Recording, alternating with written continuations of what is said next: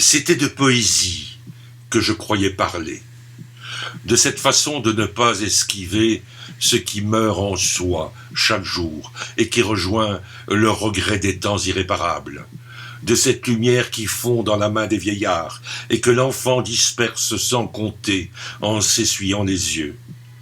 C'était de poésie que je voulais coudre l'horizon aux nuages et ne plus séparer le monde qui s'en va.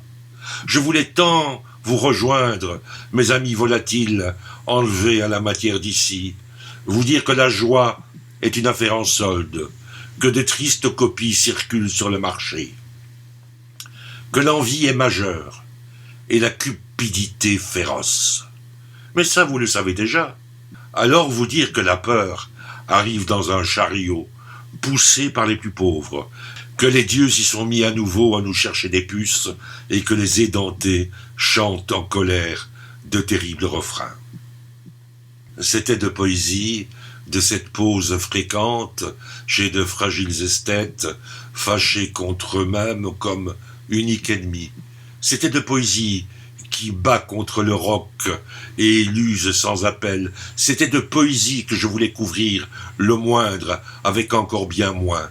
Mais les saccages, la volupté de mordre et l'élan vers le pire parfois me laissent voir que la page est blanche toujours et encore blanche, que le vent est passé emportant quelques vers dans le désert aride des enclos idéaux. Alors de poésie parfois je me fais un manteau et passe mon chemin vers des hommes lointains. Cette lampe dans le ciel que je vois chaque nuit, cet avion qui passe au-delà de la ville, ces hommes assis là-haut et qui me dévisagent en feuilletant le magazine qui s'est glissé entre la mort et nous, cette aube qu'ils emportent dans un crépuscule lointain, est-elle aussi claire de ce côté du monde où ils vont et moi qui les regarde passer au-dessus du jardin? Vais-je les accompagner longtemps dans la nuit qui confond mon désir et le leur, ne pas arrêter la promenade où nous allons serrer en attendant des siècles un instant de bonheur? Rien d'autre. Tout est ici, entremêlé encore avec ce qui ne fut pas, un baiser bredouille, un pays aux lumières éloignées, la nuit noyée dans la fontaine, un livre inachevé qui vieillit au fumoir, rien d'autre.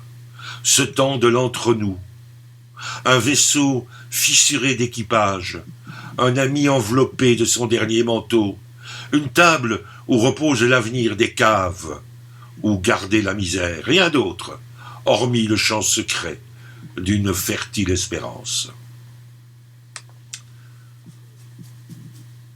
Pas de manière.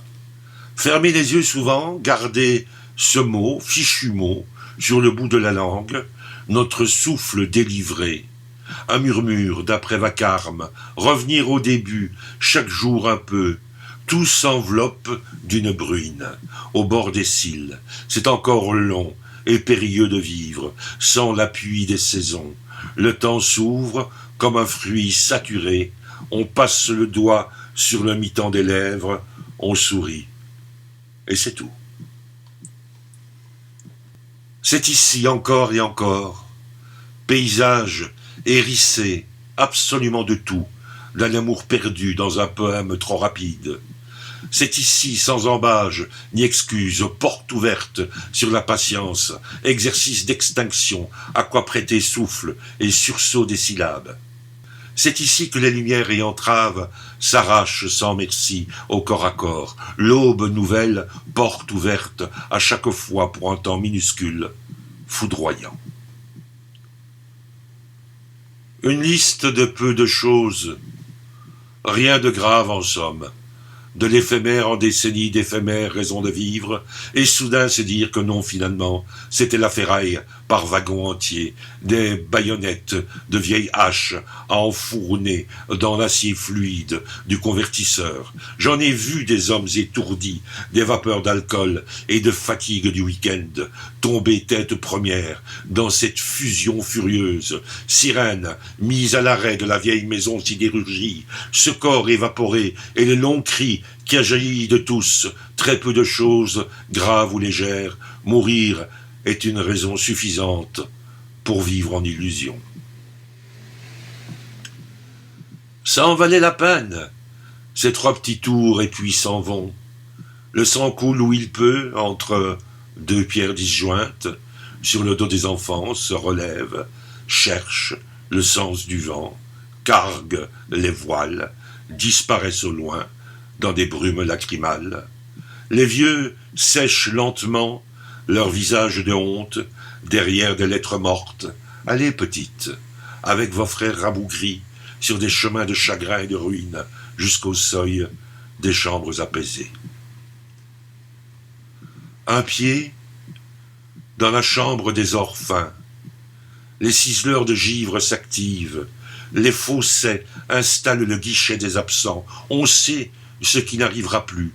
Le temps semblait si long à disparaître. La porte s'est refermée en grinçant. Une chanson douce au fond de nos bagages pour rejoindre le convoi que je fais dérailler dans un ennui d'enfance sans malice.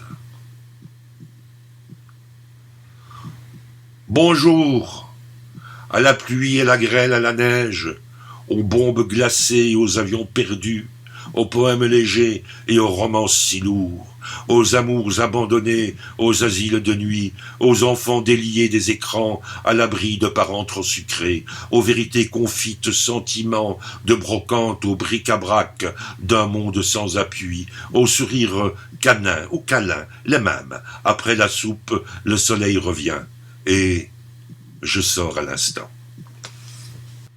Le recueil est disponible en France, en Belgique, diffusé et distribué par la Maison de la Poésie d'Amet, et disponible également sur le site des Carnets du Dessert de Lune.